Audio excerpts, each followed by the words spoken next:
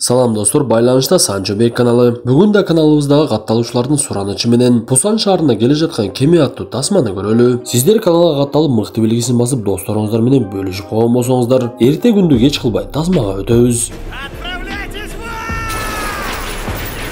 2016 жылы Филиппин менен Кореянын ортосунда келишим түзүлүп, эгер бир өлкөдөн экинчи өлкөгө кылмышкерлер өтүп кетсе, аны кайтарып бере турган болушкан. Ошондуктан бул жолу 48 кылмышкерди кореялыктар Филиппинден өздөрүнүн өлкөсүнө алып бара жатышып, сыртта карап тургандардын бири кылмышкерди өлтүрөм деп эле ал жерди жардырып жиберет. Бул окуядан кийин кылмышкерлерди кайтарып алуу учак аркылуу эмес, кеме аркылуу жүргүзүлө баштайт. Анда 2022 жылы күзгү айларда дагы бир жолу кылмышкерлерди кайтарып жатышып, бул жолу аларды кеме менен Пусан шаарына жеткирүү чечими болот. Тартип сактоочулар кылмышкерлерди кемеге жайгаштырып жаткан кезде Кореянын кемелерди башкаруу бөлүмүнө бир түшүнүксүз адамдар келип, сиздер өйдөдөн келген буйрук боюнча бул жерден батыраак чыгып кетиңиздер деп айтып, деңиздеги кемелердин жүрүшүн убактылуу ошол келген адамдар башкара башташты. Бул убакта тартип сактоочулар дагы кылмышкерлерди жайгаштырып койгон эле. Кемедеги күзөтчү болгон тартип сактоочулардын башчысы кылмышкерлерге кеменин тартибин түшүндүрүп, күнүнө 2 жолу тамактанып, бир жолу жуунганга мүмкүнчүлүк бар. Анан да Кореяга аман эсен жеткиңер келсе, көп эле ызычуу кылып менин жиниме тие бербегиле. Мен үчүн силердин барыңар деле, жоогуңар деле кызыксыз деп айтат. Кармалгандардын арасындагы бул баланын аты Ли Дойл эле.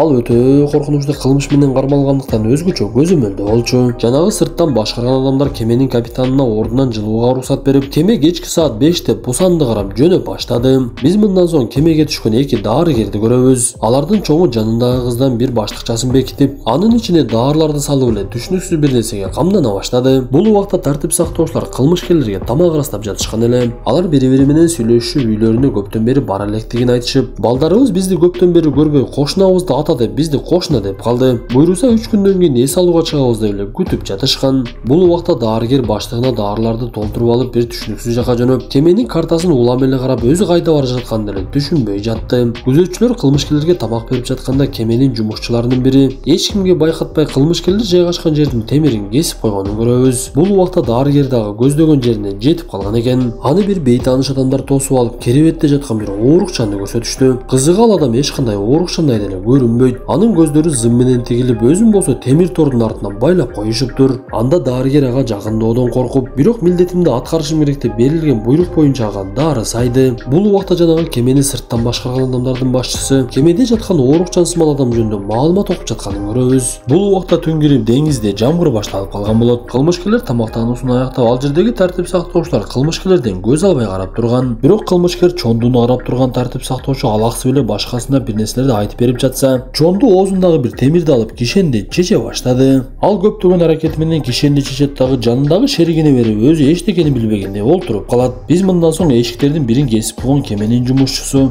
жанындагы бир топ адамдар менен мылтыктарын көтөрүп эле бир жака жөнөгөнүн көрөбүз. Көрсө булар эч кандай кеменин жумушчусу эмес экен. Алар чыныгы жумушчуларды өлтүрүп, өздөрү алардын ордуна чыгып алышып, алдынан чыгып калган тартип сактоочулардын үчөөсүн өтө бир башкача мыкаачылык менен өлтүрүп салышат. Андан соң алар кеменин башкаруучуларына барып, алардын бир экөөсүн өлтүрүп салып, 2 адамды калтырып эле кемени өздөрү каалаган жака башкарта баштады. Кылмышкерлердин бири кеменин үстүнө чыгып, ал жактан зымдарды балтасы менен кыркып салса, Кореяда кемени башкарып жаткан адамдарга белгилери келбей калды. Көрсө ал зымдар менен кеменин кайда жүргөнү белгиленип, жана уюлдук байланыштар берилип турчу экен. Бир кезде тартип сактоочу кыздардын бири байланыш үзүлүп калганын түшүнүп, мен башчыбызга барып келейин деп экинчисин калтырып коюп жөнөп кетти. Бул убакта бошонуп алган Чонду тартип сактоочулардын бирин өлтүрүп жатса, ал жерге жанагы кылмышкерлер кирип эле күзөттө турган тартип сактоочуларды чекеден эле кыра башташты. Биз бул кылмышкерлердин өзгөчө бир мыкаач экенин көрөбүз. Анткени алар эч нерсени ойлонбой эле бычак менен тартип сактоочуларды союп салышат. Көрсө бул сырттан келген кылмышкерлер ал жердеги Чонду менен Огонбени түрмөдөн куткаралы деп алып качуу максатында ошол нерсени кылышыптыр.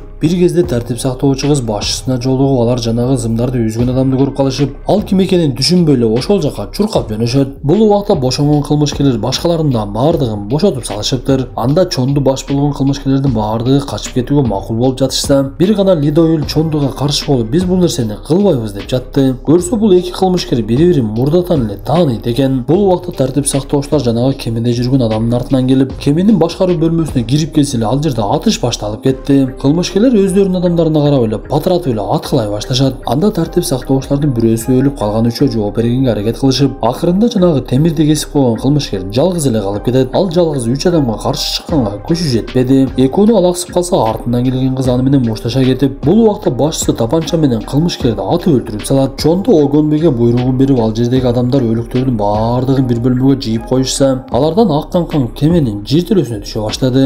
Бир маалда эле биз буга чейин көргөн оорлуу адамдын бетине жанагы өлүктөрдөн келген кандар түтүкчөлөрдөн тамчылай баштайт. Анда ал адам кандын жытына ойгонуп кетти, Айтор кыймылдай баштады. Бул убакта Чондо алдынан чыккандардын баардыгын аеосуз өлтүрүп, мыкаачылыгын катуу көрсөтүп жатса эле ага Лидойл каршылык көрсөтө баштайт. Бул убакта тирүү калган тартип сактоочулардын баардыгы чогулуп эле аларды таап келип калышкан экен. Меня не стрелять! Я механик! Сюда!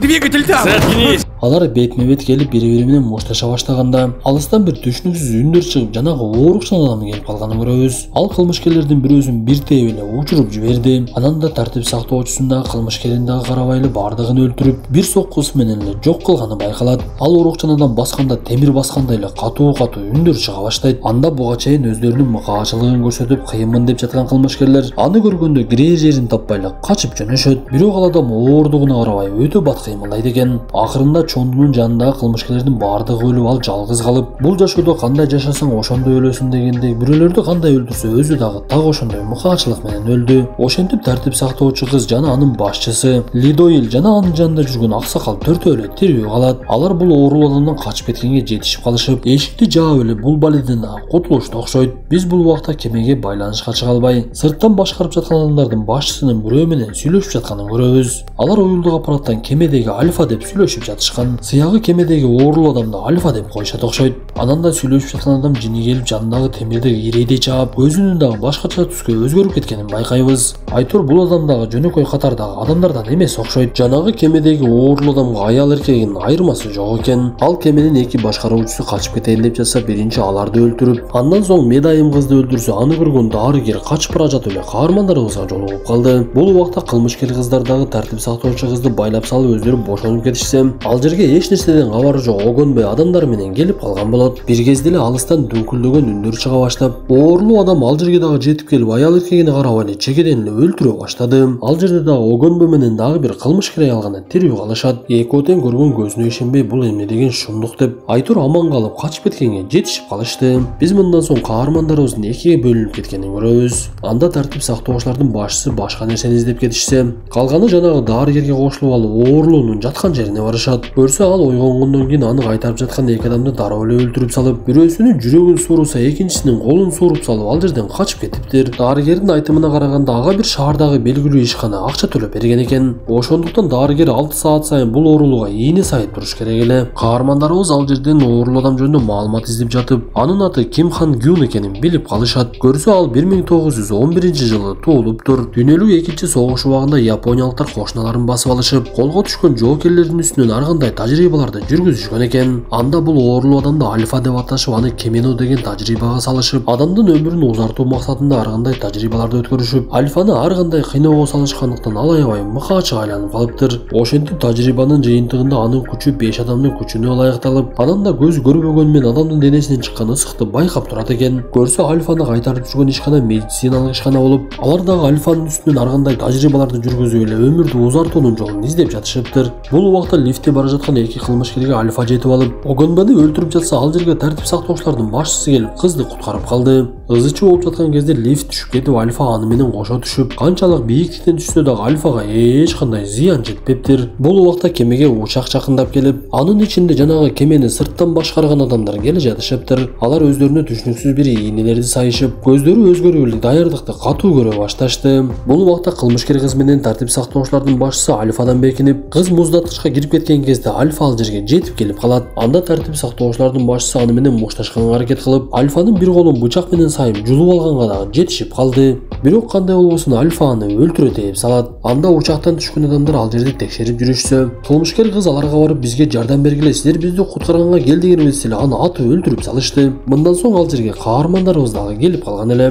Анда алар тартип сактоочу кызды дагы атып өлтүрүп салса, Лидойлдун жини келип, жоокерлеринин бирин өлтүрүп эле башчысын барымтага алып алат. Анда башчысы Лидойлга таң калып анын көкүрөгүн ачса, анын көкүрөгүндө дагы Альфаныкындай белги бар экен. Көрсө бул адамдар көчөдөгү кылмышкерлерди кармап алышып, алардын үстүнөн ар кандай тажрыйбаларды өткөрүшчү экен. Бир жолу алар адамдар менен Лидойлду да кармап алышып, анын үстүнөн да тажрыйба өткөрүшүп, тажрыйбада өлүп калгандарды алыс жакка алып барып чочколорго жем кылып жиберишчү. Бирок Лидойл жем болоордун алдында тирүү калып ал жерден качып кеткендиктен жанагы мыкаач адам анын аялы менен баласын бычак менен союп салыптыр. Ошондуктан Лидойл бул мыкаач адамга жетиш үчүн Альфаны атайын ушул кемеге жүктөөнү уюштурган экен. Бир убакта алардын жанына бир нерседен кур калган эле Альфа жетип келет. Анда жоокерлерди бир жактан Лидойл жок кыла баштаса, экинчи жактан Альфа чекеден эле кыра баштады. Бирок биз ушул жерде мыкаачлардын башчысы Альфадан да күчтүү экенин көрөбүз. Ал Альфаны бир колу менен көтөрүп эле алыска ыргытып жиберип, бул убакта тирүү калган дарыгер менен аксакал киши учакка жетип барышат. Алар ал жерде учкуч менен атыша кетишип, үчөө тең өлүп калат. Анда жанагы мыкаачлардын башчысы Альфаны ал жерде өлтүрүп, союп салып, тирүү калган Лидойл менен ал киши экөөнүн ортосунда катуу беттеш башталды окшойт.